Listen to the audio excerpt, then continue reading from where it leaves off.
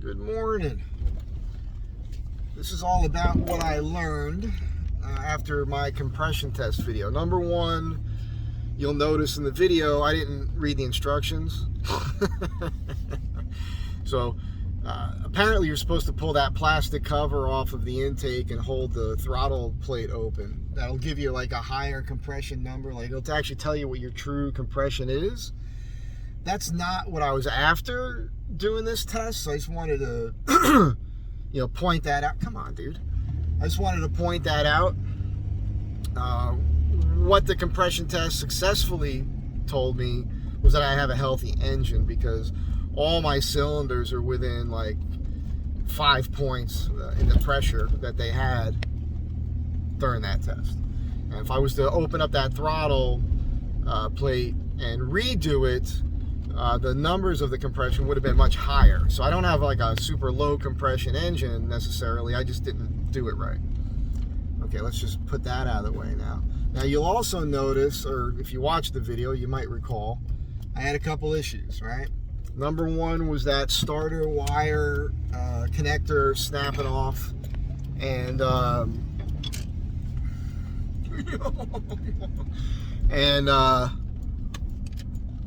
had to deal with that. Now that brings up another thing. You guys know that when I've been working on my engine mounts lately and doing the engine lift brackets and all that, I've been dangling the starter, which is not the right thing to do. Ironically, the reason I was doing that was because those wires always looked bad to me and I didn't want to get into it. So I probably made that situation worse and partially caused that.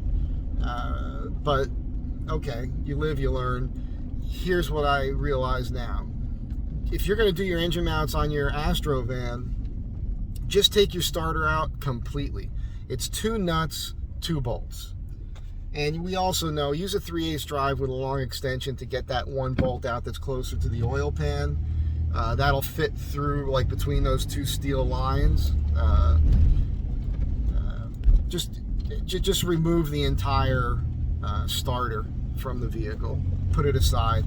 It'll make your life easy. And it's the same thing with me when I'm doing the plugs and everything through the wheel wells. I get lazy. I think I can do it because I've done it before, but you forget how much tediousness adds time. So I'm better off, you're better off jacking the vehicle up and removing the 2 front wheels. Just do it. All right.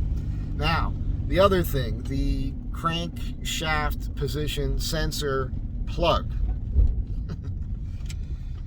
We discovered, yeah, there you go. We discovered that that plug, the wires going into the plug itself, the insulation on those wires had evaporated. The center one was gone, and the other 2 was on the way out.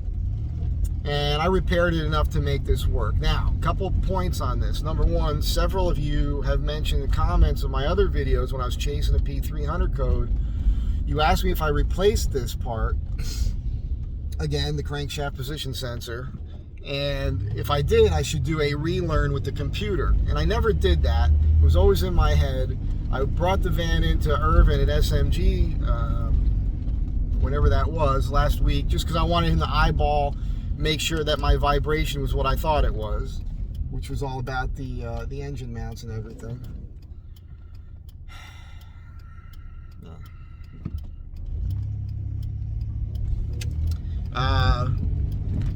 Just getting a little frustrated with people here. It's my drive to work. It's all right. So I never did that, and I meant to ask Irvin to do it, and it slipped my mind, and he checked my fuel trims and all that was good at the time. So, I'm thinking about that wire, and hey, that could be part of my issue, and I recalled this thing about the relearn.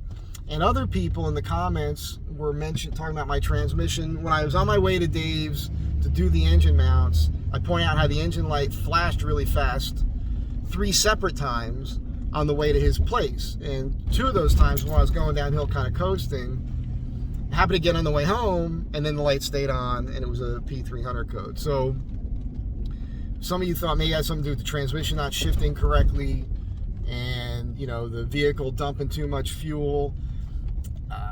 which can make your cats get too hot and all this stuff. So I thought, well, okay, let me call Evan Ewalt, Ewalt's Auto Tuning. He's the guy, I believe that's correct. He's the guy where I got the reflashed ECU, PCM, whatever you want to call it, the computer.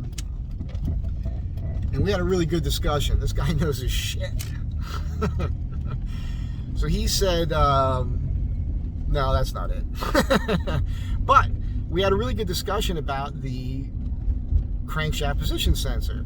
And he said that sometimes he has that issue with people after they even put the new thing in, and that you have to relearn that. He says it's already set, it's set up for the vehicle that he took it out of, not necessarily your vehicle. And okay, well, that's something. We talked about the plug itself. He was kind of impressed with the way I fixed it. He's like, dude, I've seen pro mechanics not do as good of a job as you did on the wiring and everything. So that was nice to hear. But what happens is, and it's I don't think they can't put it anywhere else, but that whole plug thing is a really bad design because it is very common for oil to drip out of that front seal, that crankshaft seal, or even out of your oil pan, that front seal there. That's a common thing. It happens all the time. So, you know, it drips down on there and it can foul those wires. It can cause that insulation on those wires to deteriorate. And that can really screw with your system. I mean, it's it's not that it's a design flaw where they put it necessarily. They, like I said, they got to put it there, but the design of it, there's no protection for that. So he said that he's had this problem before, and he knows other people have this problem before, and it has to be dealt with. Sometimes that plug, because the oil's getting from the wire into the top of the plug, it basically ruins that plug's ability to do its job correctly, taking the information from the actual part that's in there. So when you go to buy that, some of the parts that you buy come with a new plug with a little pigtail, and you have to resolder those wires and all that. So I went on Rock Auto last night, bought a whole bunch of stuff because I'm gonna do the transmission and all that. So I got a new pigtail coming. I'll actually have an extra crankshaft position sensor, which I'll keep with me. And every time I hear a weird noise, I'm like, what the hell? That's just a helicopter. They fly so low here, they shake your vehicle. You're like, no, not a vibration again. It's just a helicopter. So, as I was saying, when I do the new pigtail, I'm going to come up with some sort of thing. I was talking to Dave about 3D printing like a cover that snaps over the plug that goes up the wire and protects that somehow. But I'll just come up with something just to beef up the seal of the wires going into that plug. I just think that that's a smart thing to do. And then as soon as I do that, I talked to Irvin yesterday. He's on board with all of this, and we're all kind of thinking that maybe it has more to do with the crank position sensor relearn issue and that plug issue being fouled. So as soon as I redo that, I'm bringing it over to Irvin, and he's going to do the relearn. He said that shouldn't take very long, and that might solve the issue. So I'll say a little prayer.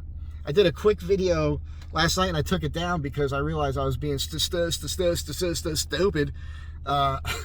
When I got this quad lock system here that I love, and I couldn't see what my phone wouldn't stick to the charger. It's supposed to be magnetic, but it wasn't.